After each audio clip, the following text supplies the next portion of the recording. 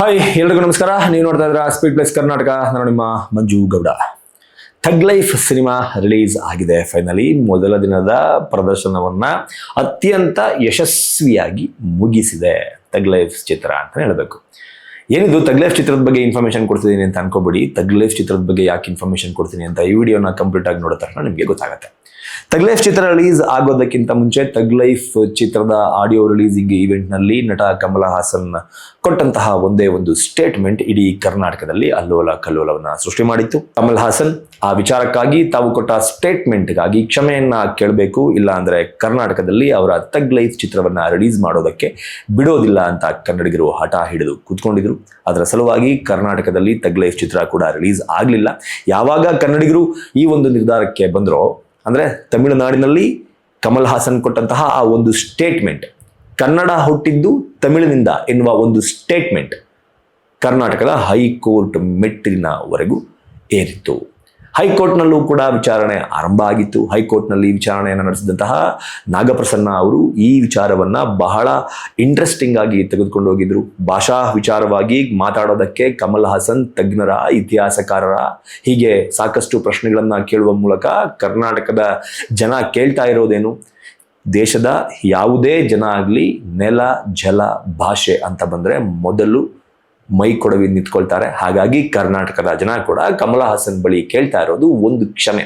ಅದನ್ನ ಕೇಳಿದ್ರೆ ಮುಗಿದು ಹೋಗುತ್ತೆ. ಅದನ್ನ ಬಿಟ್ಟು ಕೋರ್ಟ್ನಲ್ಲಿ ಕೇಸ್ ಹಾಕೊಂಡು ನಾವು ಕ್ಷಮೆ ಕೇಳಲ್ಲ ಅಂತ ಹೇಳ್ಕೊಂಡು ನೀವು ಕೊಟ್ಟಂತಹ ಸ್ಟೇಟ್ಮೆಂಟ್ ಹಾಗೂ ನೀವು ಕೊಟ್ಟಂತಹ ಸ್ಟೇಟ್ಮೆಂಟ್ನಿಂದ ಆದಂತಹ ಅವಘಡಗಳಿಗೆ ನೇರವಾಗಿ ನೀವೇ ಹೊಣೆಯಾಗಿರ್ತೀರಾ. ನೀವು ಸ್ಟೇಟ್ಮೆಂಟ್ ಕೊಡೋದು, ಈಗ ನಡೀತಾ ಇರುವ ಘಟನೆಗಳಿಗೆ ನೀವೇ ಕಾರಣ ಆಗೋದು, ಕೊನೆಗೆ ಕೋರ್ಟ್ನಲ್ಲಿ ಬಂದು ಪೊಲೀಸರಿಂದ ಪ್ರೊಟೆಕ್ಷನ್ ಕೊಡಿಸ್ಬೇಕು ಅಂತ ನ್ಯಾಯಾಲಯದ ಮೊರೆ ಹೋಗೋದು. ಇದು ಎಷ್ಟರ ಮಟ್ಟಕ್ಕೆ ಸರಿ ಅಂತ ನ್ಯಾಯಮೂರ್ತಿ ನಾಗಪ್ರಸನ್ನ ಅವರು ಪ್ರಶ್ನೆ ಮಾಡಿದ್ರು. ಅದಾದ ನಂತರ ಕ್ಷಮೆಯನ್ನ ಕೇಳುವ ನಿಟ್ಟಿನಲ್ಲಿ ಕಮಲ್ ಹಾಸನ್ ಅವರ ಪರ ವಕೀಲರಿಗೂ ಸಹ ಸಾಕಷ್ಟು ಮಾತುಗಳನ್ನ ಸಹ ಹೇಳಿ ಈ ವಿಚಾರಣೆಯನ್ನ ಇದೇ ತಿಂಗಳ 10ನೇ ತಾರೀಕಿಗೆ ಮುಂದೂಡಿದ್ರು. ಆದ್ರೆ 5ನೇ ತಾರೀಕಿಗೆ ಥಗ್ ಲೈಫ್ ಸಿನಿಮಾ ಎಲ್ಲಾ ಕಡೆ ರಿಲೀಸ್ ಆಗಿದೆ. ಕರ್ನಾಟಕವನ್ನ ಬಿಟ್ಟು ಕರ್ನಾಟಕದ ಗಡಿ ಭಾಗದಲ್ಲಿರುವ ಹೊಸೂರಿನಲ್ಲಿ ಮಾತ್ರ ಈ ಸಿನಿಮಾ ರನ್ ಆಗ್ತಾ ಇದೆ. ಬಿಟ್ರೆ ಕರ್ನಾಟಕದ ಇನ್ನ ಯಾವ ಭಾಗದಲ್ಲೂ ಕೂಡ ಈ ಸಿನಿಮಾ ರನ್ ಆಗ್ತಾ ಇಲ್ಲ. ಒಂದು ವೇಳೆ ಕರ್ನಾಟಕದಲ್ಲಿ ಈ ಸಿನಿಮಾ ರಿಲೀಸ್ ಆಗಿದ್ದಿದ್ರೆ ಹತ್ತಿರ 15ರಿಂದ 20 ಕೋಟಿಯವರೆಗೂ ಈ ಸಿನಿಮಾ ಕಲೆಕ್ಷನ್ ಅನ್ನ ಮಾಡಿಕೊಳ್ಳಬಹುದು ಅಂತ ವಿತರಕರು ಅಂದಾಜನ್ನ ಮಾಡಿದ್ರು. ಹಾಗಾಗಿ ಕರ್ನಾಟಕದ ವಿತರಕರು ಕೂಡ ಈ ಸಿನಿಮಾ ರಿಲೀಸ್ಗಿಂತ ಮುಂಚೆನೆ ಇದರ ಕರ್ನಾಟಕದ ರಿಲೀಸಿಂಗ್ ರೈಟ್ಸ್ ಅನ್ನ ವಿತರಕರು 8ರಿಂದ 10 ಕೋಟಿ ಕೊಟ್ಟು ಖರೀದಿಯನ್ನ ಮಾಡಿದ್ರು. ಆದರೆ ಕರ್ನಾಟಕದಲ್ಲಿ ಈ ಒಂದು ಸಿನಿಮಾ ರಿಲೀಸ್ ಆಗದೇ ಇರುವ ಕಾರಣಕ್ಕೆ ಆ ಒಂದು ಅಂದ್ರೆ ರಿಲೀಸ್ ಆದ ನಂತರ ಲಾಸ್ ಆಗುವಂತಹ ದುಡ್ಡು ಕರ್ನಾಟಕದ ವಿತರಕರಿಗೆ ಉಳಿಯಿತು ಅಂತ ಸಾಕಷ್ಟು ಜನ ವಿತರಕರು ಮಾತನಾಡ್ಕೊಳ್ತಾ ಇದ್ದಾರೆ. ಯಾಕೆ ಲಾಸ್ ಆಗೋದು ತಪ್ಪು ಕರ್ನಾಟಕದ ವಿತರಕರಿಗೆ ಅನ್ನೋದನ್ನ ಬೇರೆ ವಿತರಕರು ಮಾತನಾಡ್ಕೊಳ್ತಾ ಇದ್ದಾರೆ ಅಂದ್ರೆ, ರಿಲೀಸ್ ಆಗಿರುವಂತಹ ಥಗ್ ಲೈಫ್ ಸಿನಿಮಾ ಮೊದಲ ದಿನ ತಮಿಳುನಾಡಿನಲ್ಲೇ, ಇದು ಮೂಲತಃ ಮಣಿರತ್ನಂ ಅವರು ನಿರ್ದೇಶನ ಮಾಡಿರುವಂತಹ ತಮಿಳಿನ ಖ್ಯಾತ ನಟರು ಅಭಿನಯಿಸಿರುವಂತಹ ತಮಿಳು ಚಿತ್ರ ಆಗಿರೋದ್ರಿಂದ ತಮಿಳುನಾಡಿನಲ್ಲಿ ಈ ಚಿತ್ರದ ಕ್ರೇಜ್ 1 to 2 ಇರಬೇಕಾಗಿತ್ತು. ಆದ್ರೆ ಬಿಡುಗಡೆ ಆದ ಬಳಿಕ, ಈ ಚಿತ್ರವನ್ನ ಜನ ನೋಡಿದ ಬಳಿಕ, ಥಿಯೇಟರ್ನಿಂದ ಹೊರಗಡೆ ಬಂದ ಬಳಿಕ ಮಾಧ್ಯಮಗಳ ಮುಂದೆ ಮಾತನಾಡಿರೋದು, ಈ ಚಿತ್ರ ಚೆನ್ನಾಗಿಲ್ಲ, ಡಬ್ಬಾ ತರ ಇದೆ, ಈ ಚಿತ್ರ ಮಣಿರತ್ನಂ ಅವರೇನಾ ನಿರ್ದೇಶನ ಮಾಡಿರೋದು ಅನ್ನುವಷ್ಟರ ಮಟ್ಟಕ್ಕೆ ಕೆಟ್ಟದಾಗಿದೆ, ಸಿಕ್ಕಾಪಟ್ಟೆ ಸ್ಲೋ ಆಗಿದೆ ಎನ್ನುವ ತಮ್ಮ ಒಪಿನಿಯನ್ಗಳನ್ನ ತಮಿಳುನಾಡಿನ ತಮಿಳು ಮಾಧ್ಯಮಗಳ ಕ್ಯಾಮ್ರಾಗಳ ಮುಂದೆ ಬಂದು ಹೇಳಿರುವಂಥದ್ದನ್ನ ನೀವು ನೋಡಬಹುದು. ಯೂಟ್ಯೂಬ್ನಲ್ಲಿ ಸಾಕಷ್ಟು ಥಗ್ ಲೈಫ್ ಸಿನಿಮಾಗೆ ಸಂಬಂಧಪಟ್ಟಂತಹ ರಿವ್ಯೂಗೆ ಸಂಬಂಧಪಟ್ಟಂತಹ ವಿಡಿಯೋಸ್ಗಳು ನಿಮಗೆ ಸಿಗುತ್ತೆ. ಸೊ ತಮಿಳುನಾಡಿನಲ್ಲೇ ಯಾವಾಗ ಈ ರೀತಿಯ ನೀರಸ ಪ್ರತಿಕ್ರಿಯೆ ಥಗ್ ಲೈಫ್ ಸಿನಿಮಾಕ್ಕೆ ಬರೋದಕ್ಕೆ ಸ್ಟಾರ್ಟ್ ಆಯ್ತೋ, ಹಾಗಾಗಿ ಕರ್ನಾಟಕದಲ್ಲಿ ರಿಲೀಸ್ ಆಗದೇ ಇದ್ದಿದ್ದೇ ಒಳ್ಳೇದಾಯ್ತು.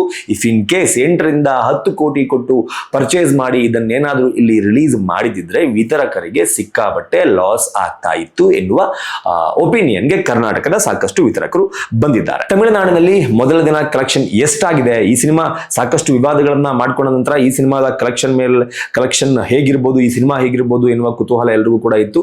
ಮೊದಲ ದಿನ ಈ ಚಿತ್ರ ಓವರ್ ಆಲ್ ಬಾಕ್ಸ್ ಆಫೀಸ್ ನಲ್ಲಿ ಗಳಿಕೆ ಮಾಡಿರುವಂತದ್ದು ಸ್ಯಾಕ್ನಿಲ್ ವರದಿಯ ಪ್ರಕಾರ ಕೇವಲ 17 ಕೋಟಿ ರೂಪಾಯಿ.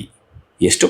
ಕೇವಲ 17 ಕೋಟಿ ರೂಪಾಯಿ. ಮುಂದಿನ ದಿನಗಳಲ್ಲಿ ಇವತ್ತು ನಾಳೆ ನಾಡಿದ್ದು ಸಿನಿಮಾದ ಕಲೆಕ್ಷನ್ ರೈಸ್ ಆಗಬಹುದು. ವೀಕೆಂಡ್ ಇರುವ ಕಾರಣಕ್ಕೆ ಜಾಸ್ತಿ ಆಗುವ ಸಾಧ್ಯತೆ ಕೂಡ ಇದೆ ಅಂತ ಕೆಲವರು ಹೇಳ್ತಾ ಇದ್ರು ಸಹ ಈ ಸಿನಿಮಾದ ಗಳಿಕೆ ವೀಕೆಂಡ್ನಲ್ಲೂ ಸಹ ಏರಿಕೆ ಕಾಣೋದು ತುಂಬಾನೇ ಕಷ್ಟ ಅಂತ ಹೇಳಲಾಗ್ತದೆ. ಯಾಕಪ್ಪ ಅಂತಂದ್ರೆ ಮೊದಲ ದಿನ ತಮಿಳಿನಲ್ಲಿ ಫಸ್ಟ್ ಡೇ ಆಕ್ಯುಪೆನ್ಸಿ ಎಷ್ಟಿತ್ತು ಅನ್ನೋದನ್ನ ನಾವು ನೋಡೋದಾದ್ರೆ ಮಾರ್ನಿಂಗ್ ಶೋ ಆಕ್ಯುಪೆನ್ಸಿ ಬಂದು ತಮಿಳುನಾಡಿನಲ್ಲಿ ಕೇವಲ 50%, ಆಫ್ಟರ್ನೂನ್ ಶೋಸ್ ಬಂದು 50.35%, ಈವ್ನಿಂಗ್ ಶೋಸ್ ಬಂದು 45.15%, ನೈಟ್ ಶೋ ಬಂದು 62.07% ಮಾತ್ರ ಫಿಲ್ ಆಗಿತ್ತು ಥಗ್ ಲೈಫ್ ಚಿತ್ರಮಂದಿರಗಳು, ಥಗ್ ಲೈಫ್ ಅನ್ನ ಪ್ರಸಾರ ಮಾಡ್ತಾ ಇರುವ ಚಿತ್ರಮಂದಿರಗಳು. ಹೀಗಾಗಿ ಈ ಒಂದು ಆಕ್ಯುಪೆನ್ಸಿಯನ್ನ ನೋಡ್ತಾ ಇದ್ರೆ ತಮಿಳುನಾಡಿನಲ್ಲೇ ಜನ ಈ ಚಿತ್ರವನ್ನ ನೋಡೋದಕ್ಕೆ ಇಷ್ಟಪಡ್ತಾ ಇಲ್ಲ. ಇನ್ನು ಕರ್ನಾಟಕದಲ್ಲಿ ಎಲ್ಲಿಯ ಮಾತು. ಹಾಗಾಗಿ ಕರ್ನಾಟಕದಲ್ಲಿ ನಾನು ಆಗ್ಲೇ ಹೇಳಿದ್ನಲ್ಲ, ಕೋರ್ಟ್ ಈ ವಿಚಾರಣೆಯನ್ನ 10ನೇ ತಾರೀಕಿಗೆ ಮುಂದೂಡಿದೆ. 10ನೇ ತಾರೀಕಿಗೆ ಏನು ಕೋರ್ಟ್ ಜಡ್ಜ್ಮೆಂಟ್ ಅನ್ನ ಕೊಡುತ್ತೆ ಅದರ ಆಧಾರದ ಮೇಲೆ ಕರ್ನಾಟಕದಲ್ಲಿ ಥಗ್ ಲೈಫ್ ಸಿನಿಮಾ ರಿಲೀಸ್ ಆಗುತ್ತೋ ಆಗಲ್ವೋ ಅನ್ನೋದು ನಿರ್ಧಾರ ಆಗುತ್ತೆ. ಆದರೆ 10ನೇ ತಾರೀಕು, ಈಗ 5ನೇ ತಾರೀಕು ರಿಲೀಸ್ ಆಗಿರೋ ಕಡೆಗಳಲ್ಲೇ ಜನ ನೋಡ್ತಾ ಇಲ್ಲ. ಇನ್ನ ಮುಂದಿನ ವಾರ ಅಂದ್ರೆ ಒಂದು ವಾರ ಲೇಟ್ ಆಗಿ ಸಿನಿಮಾ ಕರ್ನಾಟಕದಲ್ಲಿ ರಿಲೀಸ್ ಆದ್ರೂ ಕೂಡ ಯಾವುದೇ ರೀತಿಯ ದೊಡ್ಡ ಮಟ್ಟದಲ್ಲಿ ಕಲೆಕ್ಷನ್ ಅನ್ನ ಮಾಡಿಕೊಳ್ಳೋದು ಅನುಮಾನ ಅಂತ ಹೇಳಲಾಗ್ತಾ ಇದೆ. ಇದರ ಜೊತೆಗೆ ಇನ್ನೊಂದಷ್ಟು ಸುದ್ದಿ ವೈರಲ್ ಆಗ್ತಾ ಇದೆ. ಏನಪ್ಪಾ ಅಂತಂದ್ರೆ ತಮಿಳುನಾಡಿನ ನಿರ್ಮಾಪಕರ ಸಂಘ ಕರ್ನಾಟಕ ಚಲನಚಿತ್ರ ವಾಣಿಜ್ಯ ಮಂಡಳಿಗೆ ಒಂದು ಪತ್ರ ಬರೆದಿದೆ. ಆ ಪತ್ರ ಮೇಲ್ನೋಟಕ್ಕೆ ಒಂದು ರಿಕ್ವೆಸ್ಟ್ ರೀತಿಯಲ್ಲಿ ಇದ್ರೂ ಸಹ ಆ ಪತ್ರದಲ್ಲಿ ಬರೆಯಲಾಗಿರುವಂತಹ ಕೆಲವೊಂದು ಪದಗಳು ಕರ್ನಾಟಕ ಚಲನಚಿತ್ರ ವಾಣಿಜ್ಯ ಮಂಡಳಿಗೆ ಹಾಗೂ ಕನ್ನಡದ ಕೆಲವು ನಟರಿಗೆ ನೇರವಾಗಿ ಥ್ರೆಟನ್ ಅನ್ನ ಹಾಕುವಂತೆ ಕಾಣ್ತಾ ಇದೆ. ಸೊ ಇದಿಷ್ಟು ಕಮಲ್ ಹಾಸನ್ ಅವರ ಚಿತ್ರ ಮೊದಲ ದಿನ ಮಾಡಿಕೊಂಡಂತಹ ಕಲೆಕ್ಷನ್ನ ಲೆಕ್ಕಾಚಾರ ಹಾಗೂ ಅವರ ಸಿನಿಮಾ ಹೇಗಿದೆ ಎನ್ನುವ ಲೆಕ್ಕಾಚಾರ, ಕರ್ನಾಟಕದಲ್ಲಿ ರಿಲೀಸ್ ಆಗಿದ್ದೆ ಏನ್ ಆಗ್ತಾ ಇತ್ತು ಎನ್ನುವುದರ ಲೆಕ್ಕಾಚಾರ. ಏನನ್ಸುತ್ತೆ ನಿಮಗೆ ಇದ್ರ ಬಗ್ಗೆ ಅನ್ನೋದನ್ನ ಕಮೆಂಟ್ ಬಾಕ್ಸ್ ಮೂಲಕ ತಿಳಿಸಿ ಅಂತ ಕೇಳ್ಕೊತಾ ಈ ವಿಡಿಯೋನ ಮುಗಿಸ್ತಾ ಇದ್ದೀನಿ. ನಮಸ್ಕಾರ. Beat plus Karnataka.